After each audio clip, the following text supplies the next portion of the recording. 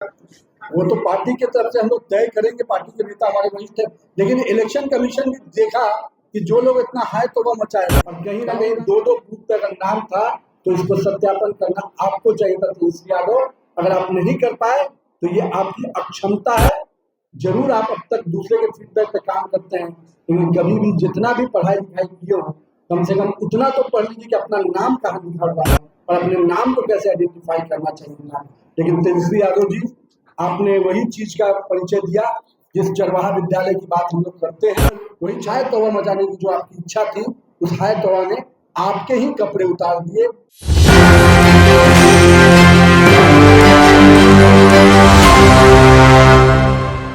नमस्कार, आप देख रहे हैं एक न्यूज़ 24। मैं हूं फरीदा गजल। इस वक्त की बड़ी खबर बिहार की राजनीति से है, जहां वोटर लिस्ट विवाद को लेकर सियासी घमासान और तेज हो गया है। बिहार सरकार के मंत्री नितिन नवीन ने प्रेस कॉन्फ्रेंस कर आरजेडी नेता तेजस्वी यादव पर जोरदार हमला बोला है। उन्होंने आरोप लगाया है कि तेजस्वी यादव जनता को गुमराह करने की कोशिश कर रहे हैं और उनका कथित वोटर लिस्ट बम सिर्फ एक सस्ती राजनीतिक नौटंकी है। आइए सुनते हैं क्या कहा नितिन नवीन ने। विषय को लेकर, एसआईआर को लेकर हाथ तौबा मचाने वाले महागठबंधन के लोग जिस प्रकार से लगातार एसआईआर की चोरी की बात कर रहे थे, वोट की चोरी की बात कर रहे थे, आज उसका कहीं ना कहीं एक बड़ा पर्दाफाश है। और जिस शख्सियत ने नेता प्रतिपक्ष होने के नाते पिछले सदन में भी 5 दिन तक इस पर हाथ तौबा मचाया और एसआईआर को लेकर क्या क्या नहीं, जब वोट की फटकार लगी तब जाकर कम से कम समझे कि अब एसआईआर हो क्या रहा है।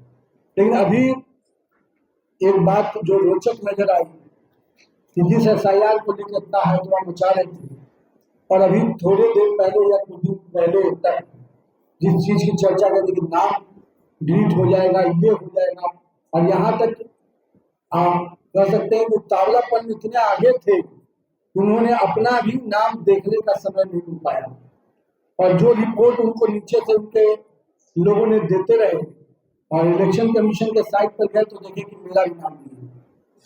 लेकिन ये बात बहुत खुलकर सामने आ गई कि तेजस्वी यादव जी, जो झूठ आपने बोला था, जो आम जनमानस को गुमराह करने का प्रयास किया था, आपका नाम भी दीघा विधानसभा क्षेत्र में बूथ संख्या 204 पर सीरियल नंबर 416 पे। मैं ये कहता हूँ कि अगर आपको दिक्कत है तो भाजपा कार्यालय से संपर्क कर लेते हो, भाजपा के बीएलए से संपर्क कर लेते हो, वो आपको बता देता है कि आपका किस बूथ पे वोट है। लेकिन दिक्कत क्या है, जिस चीज को लेकर इतना लंबा चौड़ा आपने खेल खेला और जिस जनता को आप गुमराह करना चाह रहे थे कि वोट की चोरी होने वाली है और ये होने वाला है, उसके असली चोर पकड़े गए। असली चोर कौन है? जो तेजस्वी यादव ने जिस प्रकार से किया, 2 जगह नाम उनका है, वो अपने पूरी तरह से, उनका एपिक नंबर भी 2 जगह का है, उनको तो खुद आवेदन देके अपना एपिक नंबर अगर 2 है तो उसको बंद कराना चाहिए था, उस पर आवेदन आना चाहिए था। एक सच्चे नागरिक होने का क्या कर्तव्य था? और सबसे बड़ी बात, कहते ना कौवा कान ले गया तो लोग कान के पीछे देखते हैं कौवा के बात से। यही स्थिति है तेजस्वी यादव और राहुल गांधी की।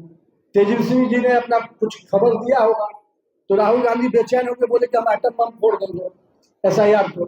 अब एटम बम कहाँ से डिफ्यूज हो गया है पता करना पड़ेगा।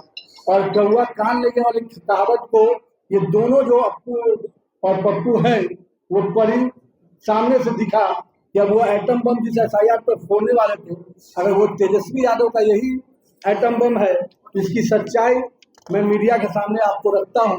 यही एटम बम है जिसको लेकर इतना हाय तौबा मचा रहे थे राहुल गांधी और तेजस्वी यादव। अब राहुल गांधी पदयात्रा करने वाले हैं बिहार में। तो ये थी नितिन नवीन की तीखे तेवर और तेजस्वी यादव पर उनके गंभीर आरोप। अब देखना होगा कि तेजस्वी यादव इस पर क्या प्रतिक्रिया देते हैं। क्या यह बयानबाजी महज चुनावी रणनीति है या इसके पीछे कोई और कहानी छुपी हुई है? ऐसी खबरों के लिए देखते रहिए एक न्यूज़ 24। धन्यवाद।